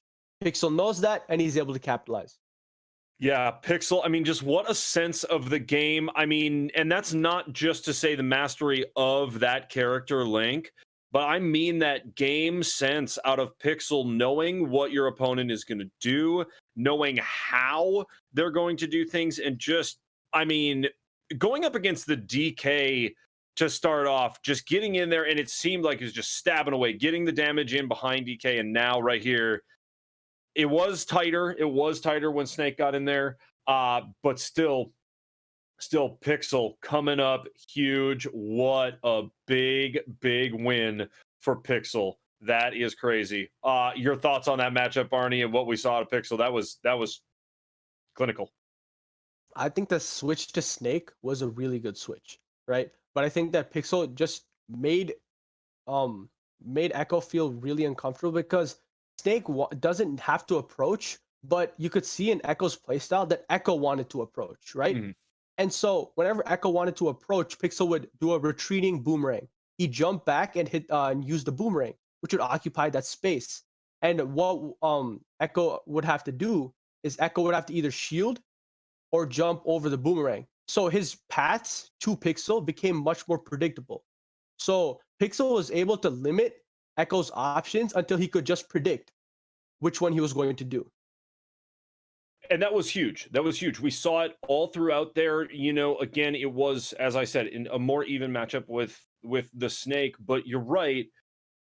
Learning Pixel just does such a great job of learning the patterns and kind of the feel of the opponent and all of that, and was able to just get in and really prevent a lot of the stuff towards the end of that final round there, prevent a lot of the stuff coming in from Snake, uh and landing things of his own to really just send Echo packing, you know. Great effort, and GG's to both players. But that right there, big win for Pixel. Big win for Pixel. Yeah. Folks, we are going to take just a brief break here, and hopefully we're going to have an interview with one of the players at our brief send-off. What's that now? We're going to be interviewing Pixel when we get back. So we're going to take just a brief moment. We're going to get Pixel in the call. And then after that interview, that will be our send off for Super Smash Bros. Ultimate. But don't go anywhere. We got a matchup of Minecraft after this. All right. So stay tuned for the interview, folks. My name is Thunder McFadden, joined by Arnie. We're going to be back with an interview in just a few moments.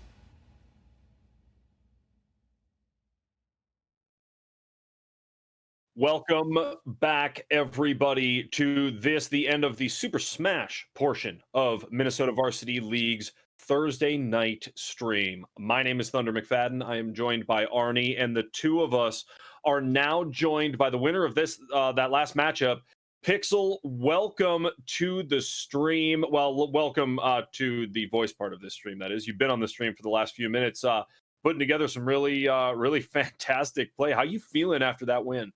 Um, I feel relieved that I could kind of do it without delaying the next stream portion of of MNVL.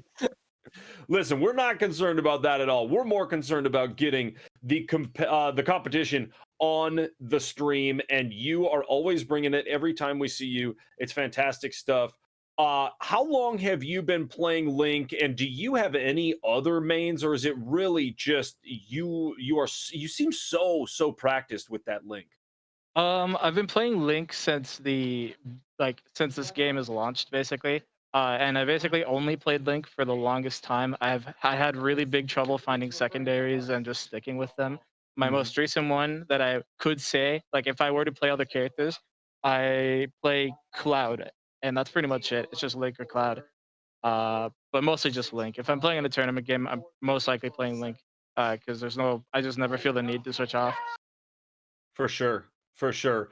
Arnie, what kind of questions do you have for our man here? Because you and I talked even before the stream. We talked about that, the cloud, the link here out of Pixel, and how impressive it's been. What do you have for our man here, Arnie? Absolutely. I mean, Pixel's just setting the tone of what to expect from the top of the top, the best of the best right now for MNVL. And how did you get there, Pixel? What's your training looking like? How do you practice? Do you practice every day? Um, well, when the game first launched, I practiced every day with a lot of people. I went to locals a lot because locals is like a really good place to get practice. Unfortunately, with COVID, I haven't been able to do that, Mm. but I still study a lot of matchups, and then just I think the best thing to say would be like I just stick with the same character because if you decide to learn a different character for a matchup, you're now dedicating time and resources to two different characters for a lot of matchups, and that doesn't really work very well.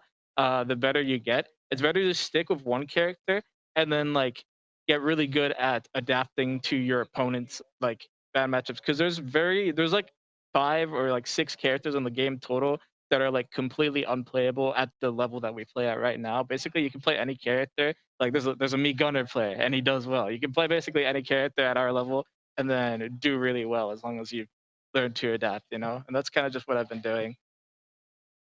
I like that dedication to the link, and it's showing as we mentioned, right? Um, and it's interesting that you bring that up. Like, what an interesting point to make about yes, right? And that can be the same in any game. If you're dedicating time to learning a new character, a new agent, or a new hero, or whatever it is, yeah, you're taking maybe a little bit of your resources away from your main. And in a game like Smash, where it is a fighting game, it is a 1v1 primarily game, right? Your main is your main, and the amount of time that you spend, that's really up to you. You clearly have been spending a ton of time, and have really mastered that link. Arnie, what else do you have for Pixel here? Are there any other players that you're super excited to play against in MNVL? I'm excited to play against one other player. His name's Phantom. Because I played a couple games with him off of stream before, not like any official MVO games.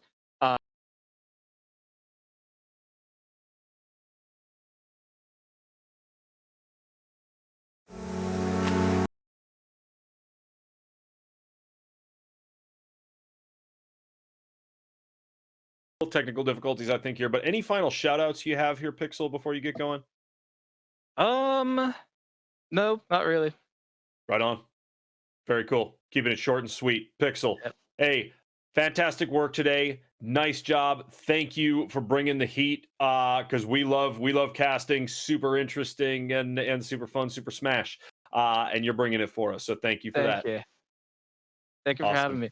Yeah, you got it. Pixel, congrats again. And GG's to all of our players that played tonight on the Super Smash Bros. Ultimate portion of our stream. Arnie, do you have any final thoughts before we kick off here?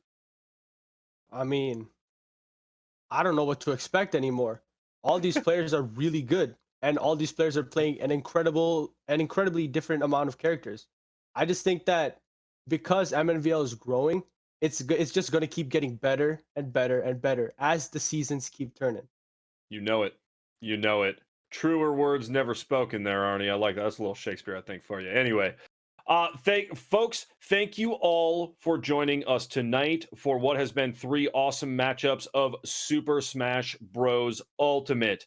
Folks, we're going to give you a little break here to go grab a snack or a glass of water, whatever you need, but we will be back at you with Minecraft after this break. Arnie has been joining me. I will be joined here in a moment by Maniac, but my name's Thunder McFadden, and I'm not going anywhere. Folks, thank you for joining us, and we'll see you in a brief few moments.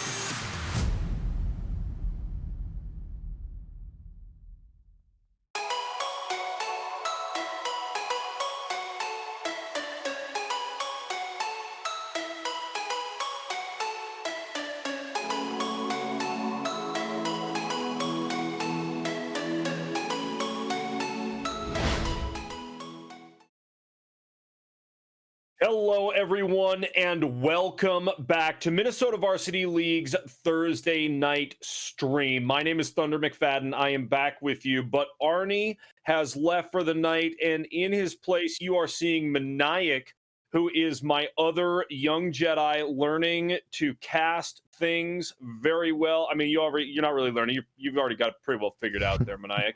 You guys do a great job. How you doing tonight, Maniac? I'm doing good.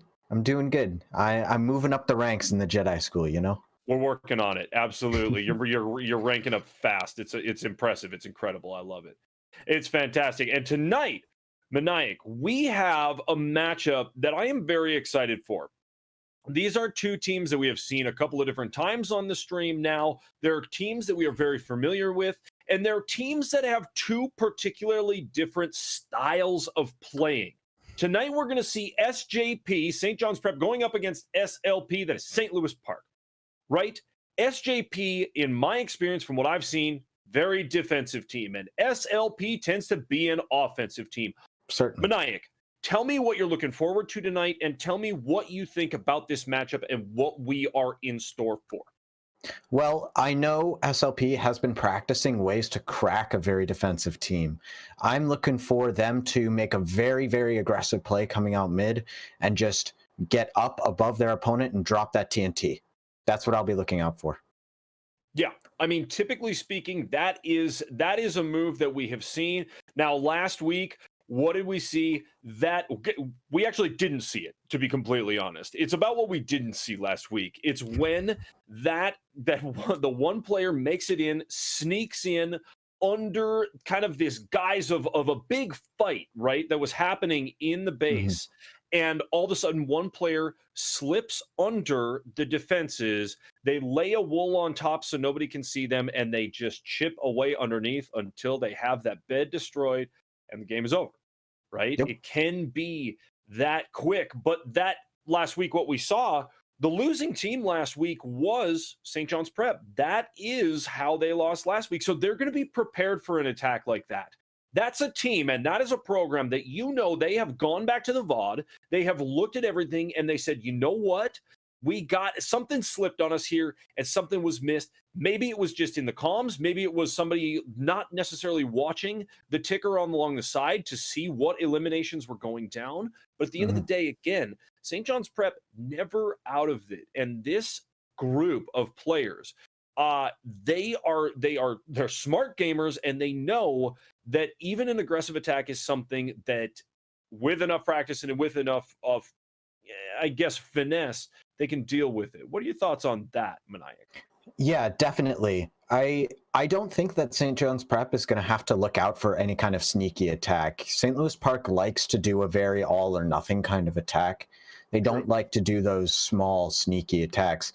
I think St. John's Prep, if they can get up a good defense quick, which is what cost them the game last week, was not being able to get a very structured defense as fast as they'd like. If they can get up that defense quick, I think they can push St. Louis Park back and they can really hold out this game.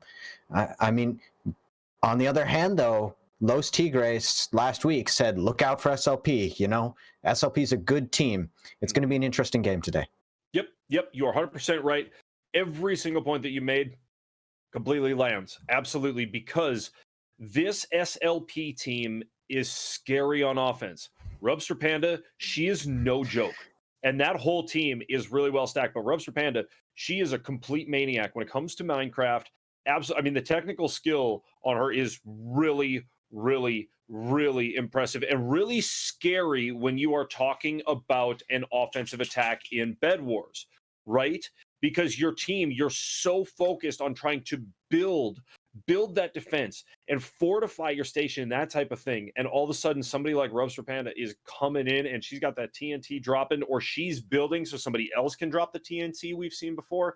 I mean, some of these bridges are coming across and it's just like, you know, it's coming. You know, it's coming. The explosion is coming. And then boom, all of a sudden that bed is gone. Yep. The game's over, you know? Yeah. So it is going to take a really, really, really calculated defense and then offensive attack, to be honest, from SJP. You know what I mean? Turning kind of like just turning the circumstances around and not allowing that super aggressive offense to get them on their heels. Yeah, I think that SJP, looking at the VODs from last week, they're probably going to be going into this game trying to take more mid control. I mean, we said that not having a structured defense lost them a game, and it did.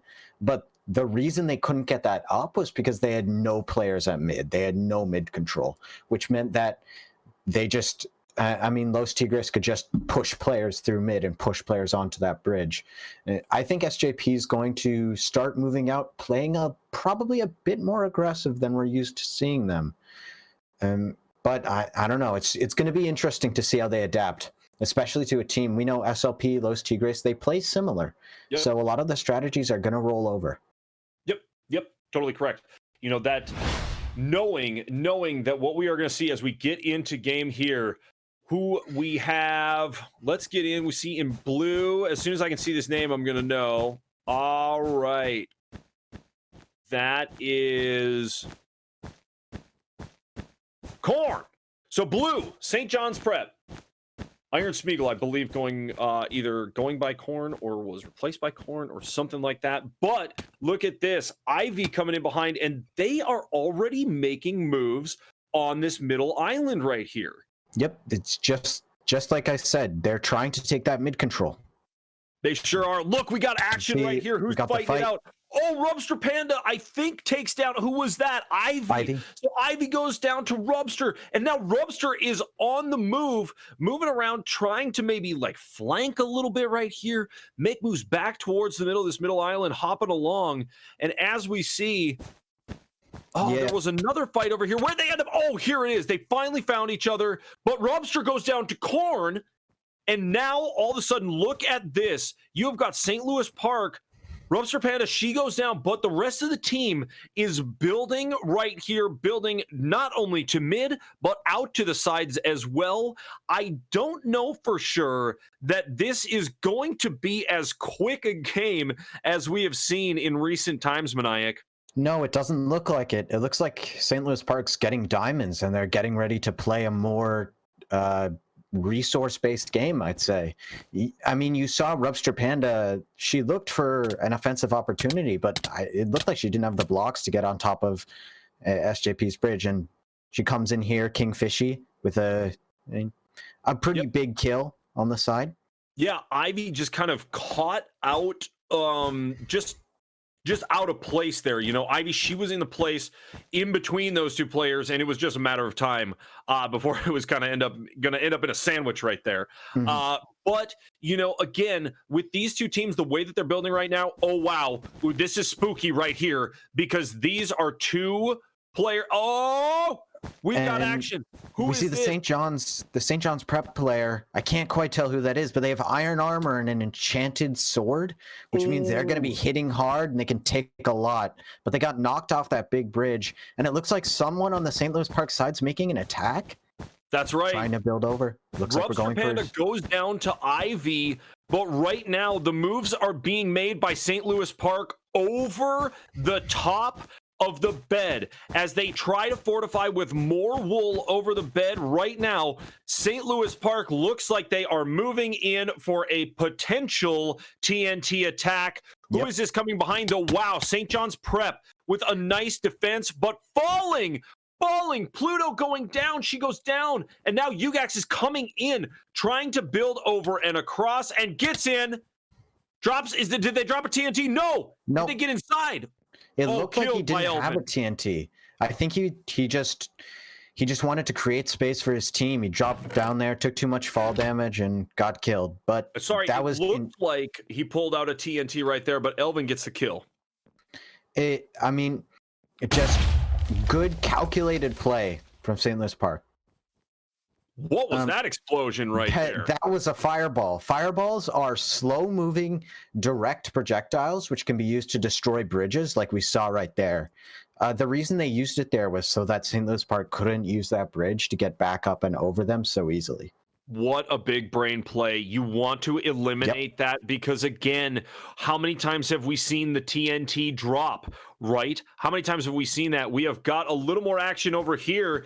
These two players getting into it. Oh, who is this right here? We got action, and St. Louis Park just moving beyond the St. John's Prep player, but the SJP player not worrying about it too much. Maybe going to the mid for some resources here.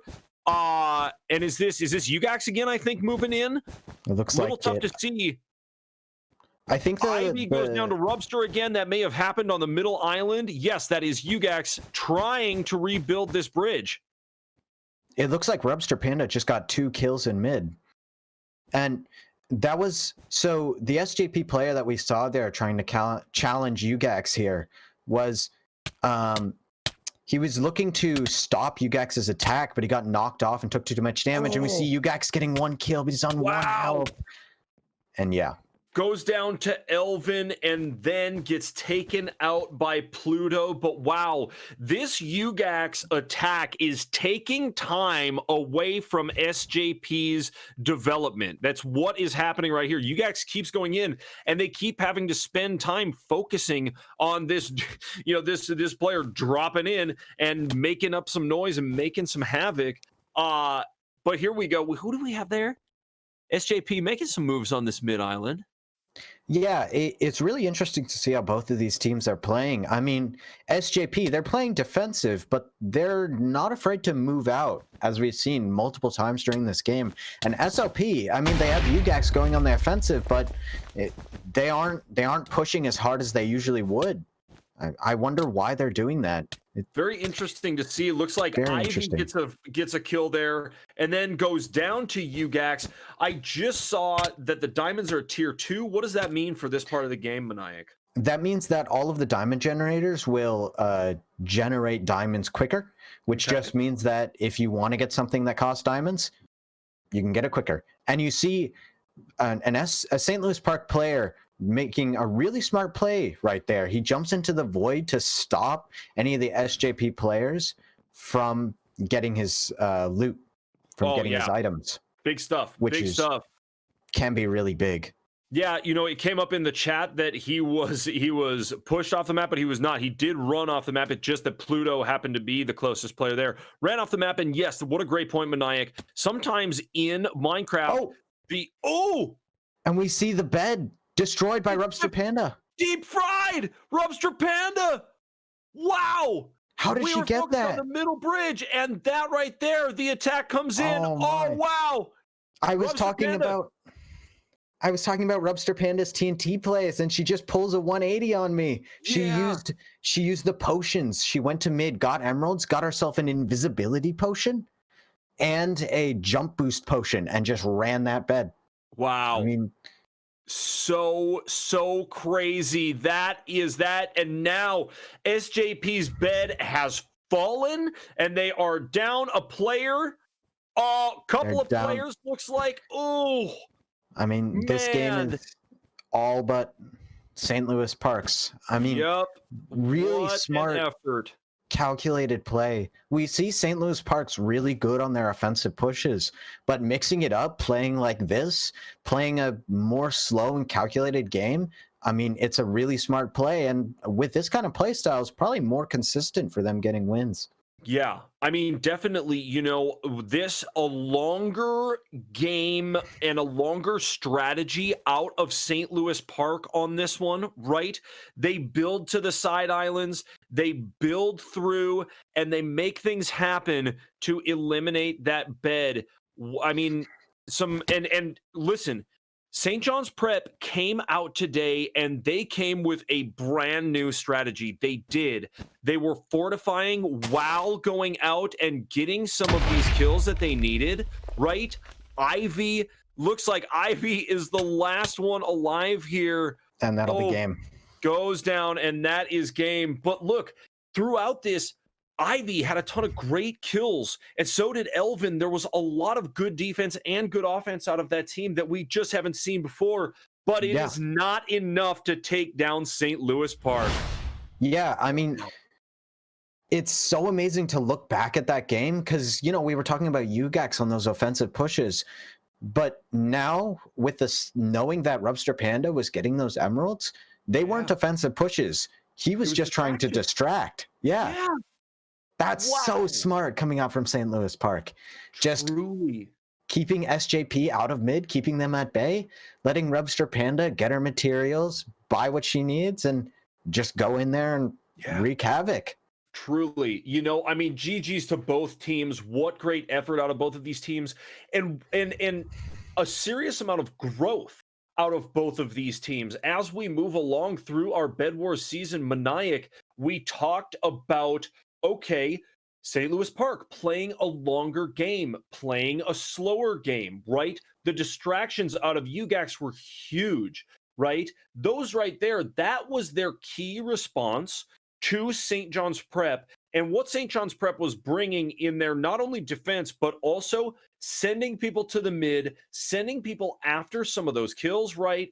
At the mid island, and they were playing more aggressive, more offensive than we have ever seen them play. It was really impressive stuff. They were, but I'd also like to point out that due to no fault of St. John's Prep, they never got a player onto St. Louis Park's side. St. Louis Park, they had a lockdown defense. Yep. I mean, St. John's Prep couldn't hold much ground there. It's going to be interesting seeing how St. John's Prep reacts to that and evolves going forward. And I mean, but St. Louis Park, you can't downplay what they did. I mean, so they saw St. John's Prep, they lost to Los Tigres. They know St. Louis Park plays like Los Tigres, so they prepared for a Los Tigres play. And then it just didn't come. Yep. I mean, St. Louis Park, so smart. Yeah.